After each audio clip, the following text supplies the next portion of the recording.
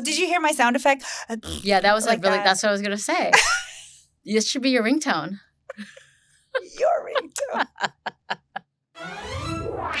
Hey, babies. Welcome to the Dr. Beauty Podcast hosted by me, Dr. Anna Guanche.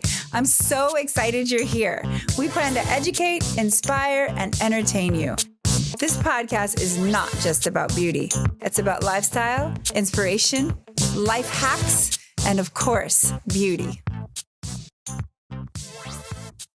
You guys, I'm so excited to have Sandra Lee, Dr. Hello. Pimple Popper. Yes. My podcast.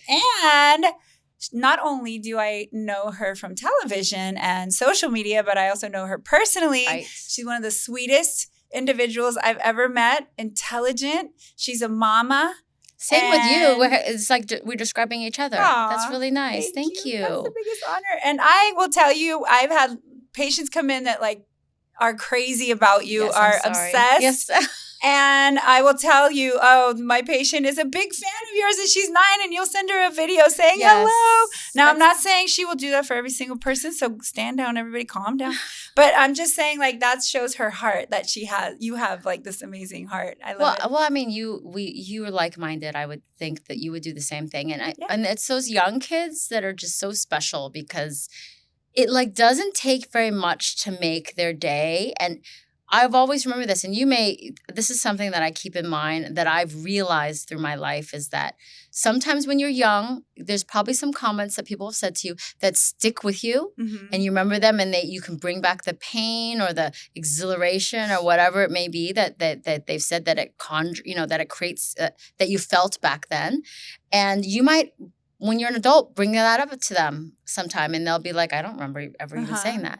And so I think it's really important to remember that sometimes the things that you say may mean very little to you or have little impact on your life, but can have a huge impact on somebody else. And so I just try to do that, especially for these young people that have, that are so bright-eyed and bushy-tailed. And we know that in dermatology, a lot of we have to be very careful on the things that we say for our patients and on social media, because I think that you can say something that can really hurt people more than you realize. And so you just have to be very careful in that sense. Very careful. Sometimes, I do more beauty stuff and people will come in and say, well, what do you think? Just tell me what you think I should do. Yes. I always have to say, well, what bothers you? I want you to tell me. That's exactly what I do. Really? I'm not going to stand here and pick you Yes. apart and say, oh, you need this, this, and this. I would rather you tell me what's concerning to you. Otherwise, you might have a destroyed person walk out. No, that's exactly what I say. And I've said this multiple times to, as advice for people that are, trying to maybe even do this, be in this beauty business. I think that is a bad thing to do, to have – I've had patients who said that I went to see this doctor and they said, oh, you could really use a boob job or you could really use your eyes done. And then what if that person thinks that that's their best feature and then you just crush them and you didn't even know that, and you can't do that to people. So that's the question I hate the most. When somebody said, just look at me and tell me what you think that I need to have done. I say, I think it's much better if you tell me the things that you may not like, and I can tell you things that we may be able to do or somebody might be able to do to improve upon it if you wish. That's but what I would never. Yeah. I went to see about a facelift, you guys, and somebody said something like that. Oh yeah, and they said you could facelift, do this and this. But also we need a pinch lift of your eyelids, upper and lower. We'll do a brow lift. We'll also do a lip lift. I was like, oh my. Do you think they were just upselling though too? It's just a big that's not good. I don't know, but I felt horrible. Yeah, right. It really did feel horrible. Okay, we're gonna change every single thing about my face. Yeah. First of all, you're gorgeous, and you are, and you're the sweetest, kindest, most. You know what I mean? You're the sweetest person, and so for that to happen to you too, of all people, you know what I mean? That just is It's a good lesson to learn, for us and for anyone out there who wants to go into the same kind of business or, in the beauty business at all. Right. I think it's really important to keep that careful. in mind. So you're giving these young, impressionable people inspiration and praise, and you give them so much encouragement, and they say, oh, I want to be a dermatologist just like you when I grow up. And then you tell them, of course you can do it. I love that. I love that about you. I mean, I think I don't know. What's also interesting is I feel like I'm female, you're female. I'm Asian. I never really felt that anything has held me back, like just because of my sex or my ethnicity or anything. I just feel like you're a person. You should be able to do whatever you want. And that's what I want to impart to people too, that it doesn't matter who you are, where you come from, what, you should be able to, if you keep your, if you put your mind to it, you should be able to achieve it. So I 100% agree with you. I feel like I've gone through life thinking of myself as equal to everyone, and I never really had felt an issue. like you thought I had to work harder because maybe, I mean, I think that there certainly are parts of the world of times that may have happened. Right. It's almost like I felt like I didn't realize it. Like maybe people were judging me because of that, but I didn't really consider that or think of that and then feel like I'm going to give up because I shouldn't even try because of that. Like it didn't hold me back, I guess that's what I should say. That's a gift to us. They say like if you think,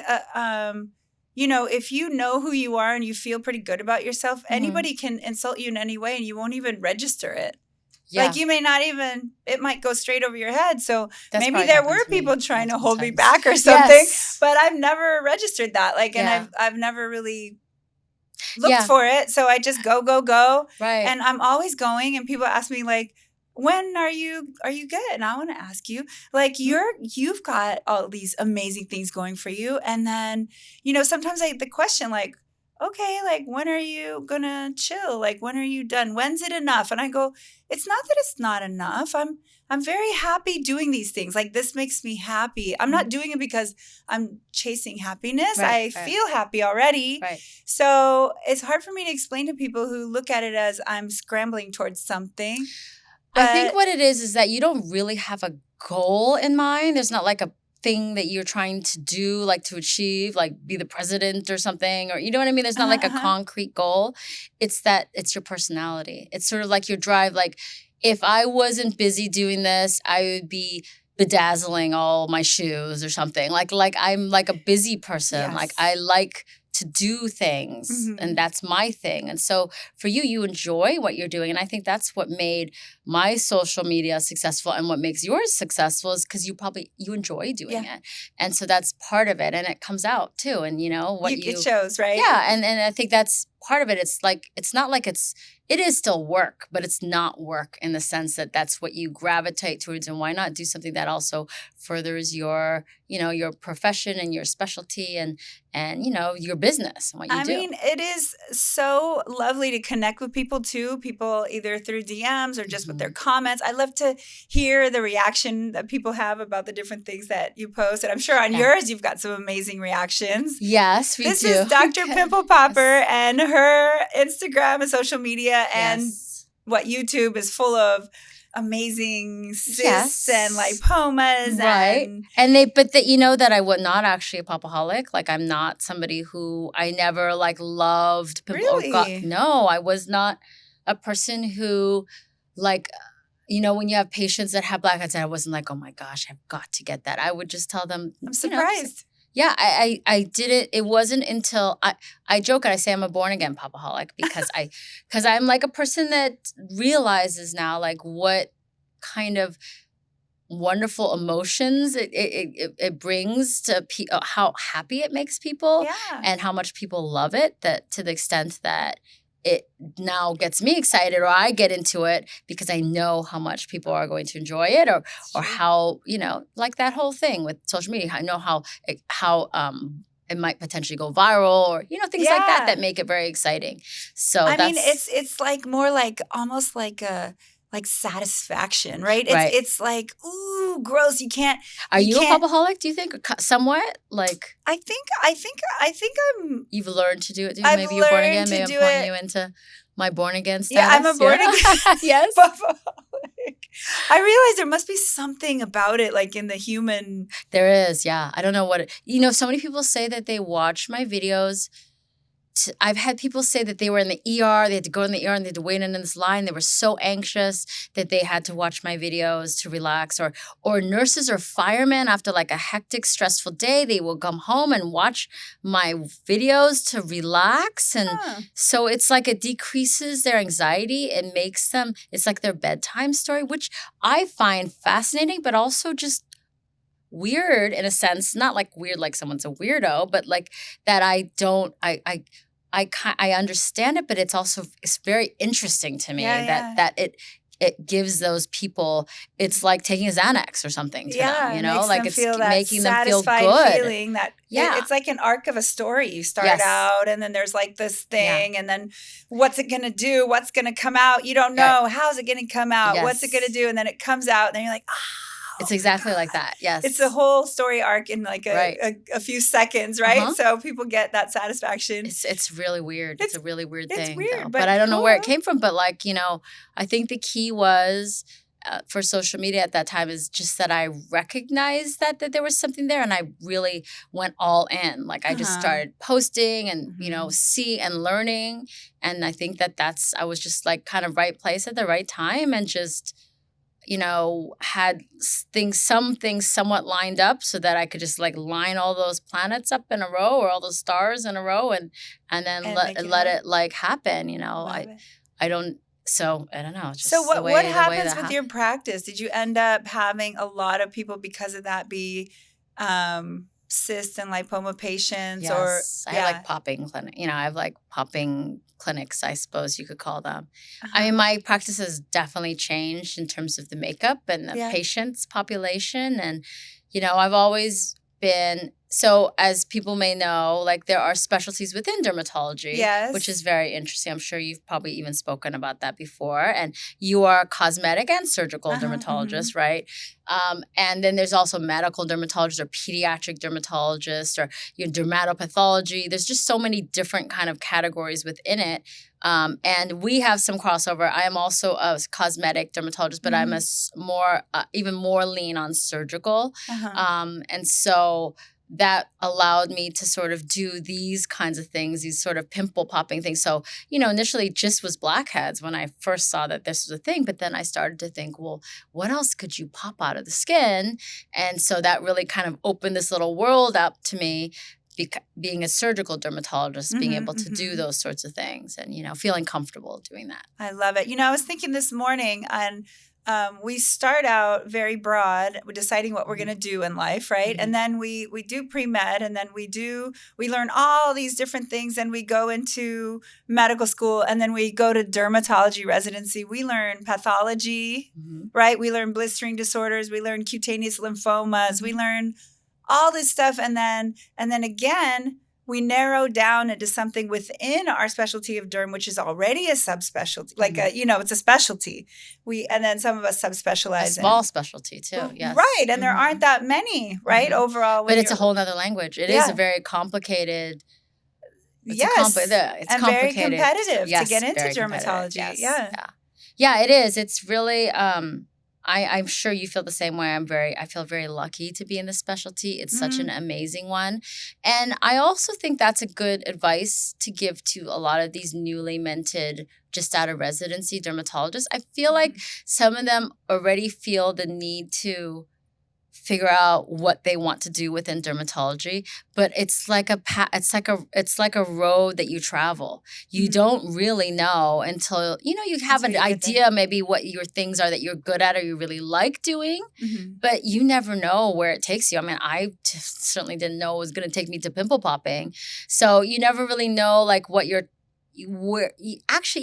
talents really are until you start working, and then you realize that this kind of thing you really like doing filler, or you really like those kinds of patients, or you really like just different things about it. Or you're good at it. You get that feedback, and then you start deepening your knowledge about that, and you just go into that part. But what we trained for was so much. And then I sometimes think about how things have sort of become narrowed down, but it definitely things change, and you wouldn't have thought necessarily you'd be doing the things that you're doing now when you were in residency. And so it's just a really it's fun and exciting, but don't get too stressed out. I just want to say to those residents that they have to decide. I mean, it's a long road, how long and interesting road that is. And so you just got to figure out where it goes. People are constantly asking me things. Might be in any stage. They might be high school. They might be college, whatever, asking me, for advice. And I want them to know, like you're saying, that you're not going to be pigeonholed because it's almost like a bottleneck. You go in, you do all that work.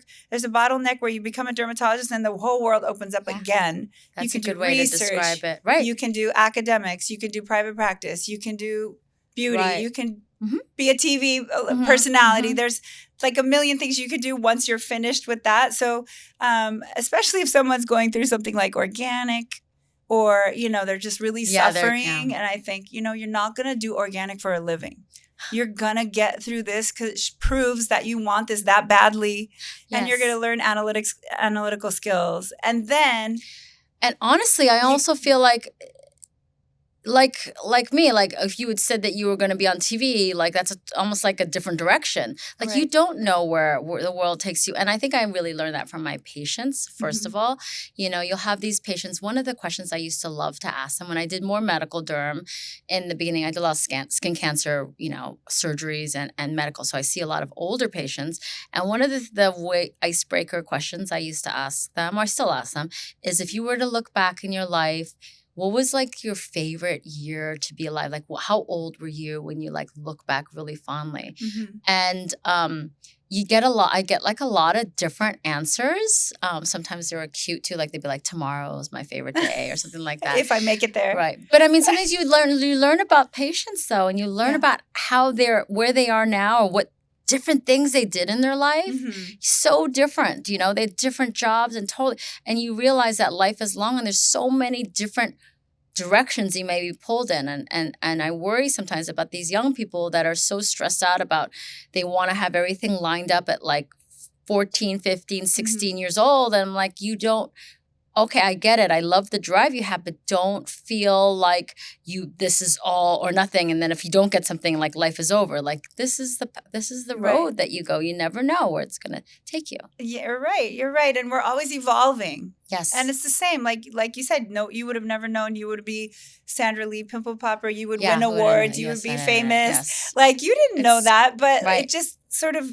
Happened. The path shows up ahead of you. It happens. But it's not like you sit back and wait for it either. No, you definitely work. But you have to see the opportunity. You have to go, you guys. You can't just sit there and be like, oh, it's all going to just come to me. So, I mean, it's true that you can't get anything done without doing a lot of work. But if you're super excited about what you're doing, it doesn't feel like work a lot of the time. Yes. Yeah. So, and you're willing to do the work just to get you past the work so you can do the thing you love to do. Right. So, like, I love doing injections. I love doing cosmetic. I love making people feel beautiful and all that.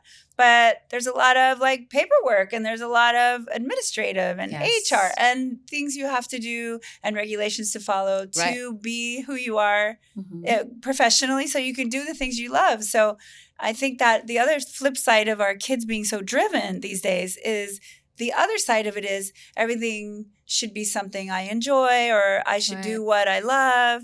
And you may not love what you do in the state of becoming. You may have to keep that vision in your eyes and in your mind's eye, and you may not love every minute of your becoming. No, you don't love every minute of it. You don't. We'll tell you that. You don't love every minute of it. It's hard. It's still work. Work is work. I always say that, like, that's why they call it working out too and work. It's because it's work.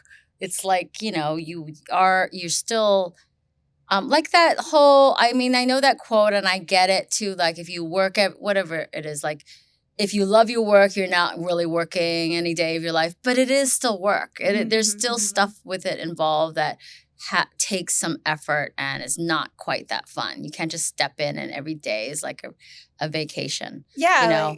Unless you're my best friend over there who every day is a vacation to her. No, because I love her. Look at her. She's like, I saw that finger. But yes, probably. But I know there are people in life who really are not that hard on themselves and things just happen to work out. Have you met those people? I've got some in my life. Yes, it seems like their life is just blessed. It's so easy about everything just falls into their lap and people take care of them and they don't feel but like, I mean, do you think that life is that great though? Like, is it? Not I mean, me. like, I can't handle that type of uncertainty. But like, I realize because you depend on other people and you depend on a lot of other things. Right. Yeah, I agree. So, do you think you're a workaholic? I'm assuming yes. I don't know. I'm not really a workaholic. Yeah. Bestie says yes. Yes, she saw me already, like on the way out here. I'm like, wait, you can't talk to me for the first half an hour because I'm like, just got to get this email out. Like, I felt so bad for her because she came out for me. This is like the time that we get to spend with each other. I will tell you the most important thing she does for me, first of all. First of all, I should give you a background and we should meet. I should post a picture about her because she is, and you probably have friends in your life like this too. They like ground you and they like, her best advice is probably the quote that I should give you. Like, that you have to save time for yourself because I probably don't do that as much as I should, and I think you are better maybe at balancing, though you work very hard. I don't know, maybe it looks like you do because I feel like I don't have, you know what I mean? I think it's very hard to balance your life when you sort of have that type A, triple A personality. Yeah. And because I also think when I'm not busy, I look for the work. Yes. Or else I get super lazy and I'm like lying in bed with potato chips all over like me defunct and stuff, right? Like I'm like the opposite. And she's really, we come like from different worlds in a sense, but she we've been friends for so long and we've been close friends and other people have come and gone, but we've like stayed because I think we know each other really well and we trust each other and we trust each other's opinion. And I think that that's really important. And I should also say that I tend to really like people who are on the edge of being a liability. And that's what she is too. She's talking about her best friend Raquel, who is on the edge of being her liability. Yeah, well, I am. But I would say with my best friend, I'm the opposite. Oh, really? It's the opposite. My bestie is, we've been best friends since we were 7. I want to hear about this, yes. And she's more on the political side of the world and a lot more, she's going to listen to this. Opinionated. So. Well, this is good. You're still a love letter to her. Yeah, yes. I love her. We've been best friends for too many years for me to even say how many years, but since we were 7. And so she knows me from, there's no pretenses, there's no anything. I mean, we're the kind of, we can just like tell each other whatever we think, let it rip, because no one's going anywhere. And there's really not that many people in your life that you can just like say everything you think and let them have it, or they can tell you everything they think. In fact, she just yelled at me recently about my TikTok and how inappropriate it was. And, oh, that's so funny. Yes, I know. I love that because she would do that. You know what? I tell her that all the time. See, I told you it's the opposite. It's the opposite. See, and I'm going to take it down. I'm like, F you. Yeah. And then I don't take it down. But at least, I'm getting feedback from someone who wants to give me honest feedback. Right. So. And this is why we're actually also very lucky because I wonder what percentage do you think of women actually have relationships like this? Because I think you can go through life and not have that. You know how we women can be very, like, especially when you're younger and you don't, like high school and things, you're like, it's more like a competition and you pretend you're friends with you think you are, and then they dog you and they like people do mean things to each other. Yeah. But there's like this point where you can break through and you have become like it's when you realize that, men are great, but like women have this special relationship. Like I feel like there's like this special bond that you can have that is like different than like even male bonds in general. Do you know what I mean? Definitely. Like there's this different kind of girl power. Loving. Yes, it is very much so. And I think you have that too. And I think, and you're lucky to have that. And I feel very lucky to have that. And I think that not all women have that, but it is a message to, I think, younger women girls, that to know that you should try to break through. And there are people out there you can break through and other women out there and men really. It doesn't mean it's just women to women, but there are people that you can break through and you have this relationship that's extra special that like you feel like you really care about each other and you trust each other. You know what I mean? Yeah. That's really nice. That's nice that you have that. It's that thing where you trust them and you know that even if you're busy, they're busy, that it's not going anywhere. It's not going anywhere. Or you're too busy for me. You call up, listen, B. Yeah, yes, exactly. You haven't given me any attention lately. You could just yell at them, and then that's like real. You have a real friendship there. Yes. But so how about you? How long have you been in practice here? And like, how did this start here with you? Like, you've always been in solo practice? No, kind of like, I worked for another dermatologist for two one and a that half I know, years. right? Like, yes, but that was working. But you never thought that was going to possibly stay like that? Or did you always have a goal of doing your own thing? At the time, we were talking about earlier, I did not know, but I knew that I have a mentor and an idol. I'm going to ask you if you have a mentor. I'm sure you do. Who's but this? Dr. K, she is a dermatologist. Yes. She owned her own practice. Do I know her? What's her first name? Valda. No, I don't think I know her. No, and she's retired now, but she, for many years, even though I was here, I sent my path to her. But bottom line is she was married to a urologist doctor. She was in great shape, very fashionable. She had 3 kids, all of them unbelievable. One went to Juilliard. The other one was a doctor. The other one. And she just has these amazing. I said, how are you doing everything? And how do you look like that? And how are you not just a pathologist, but a consulting pathologist? In other words, when everyone else has no idea what's going on, they send to her. And she's at all these meetings. And she has this unbelievable South African accent that just like, I just loved everything about her. And she also would take me under her wing and I would ask her questions. Nice. But anyway, bottom line is Where is she? I want to meet this person. Minnesota, where I did my residency. Okay. Yes, you should meet her. Yes. Now she's in Florida. Oh. But she's probably going to listen to this too. But nice. Basically, she lived down the street from her office. And she said, Anna, in her accent, which I can't do, that this is the secret. You cannot spend a lot of time commuting. So I came here in Calabasas. Our house was in Calabasas. That's interesting that you remember. Because I was starting practice in Thousand Oaks, 14 miles away. My husband was 14 miles away the other direction. So we split the difference. And then when it was time to start my own, I decided I need my own. I wanted to be like 2 minutes from my house. So I wouldn't waste time while the kids were little being on the road. So that's how I chose this location. Right. This is a great location, though. This is nice. I love Especially the rear entry access that you have. I saw the rear entry sign on the building, and I was like, this is my place. Yes. I have arrived. Yes. You know how you just know? Yes. But I actually got a zone for medical. It wasn't a medical office building. Oh, really? We did a parking study. We did all this stuff. That takes work. Oh my God, I didn't sleep for 2 years. For 2 years, That's great. That's hard. That's a lot of hard work that you did to prepare it. So it's like it becomes well deserved. And your place is beautiful. It's so bright and airy, and you have so much space.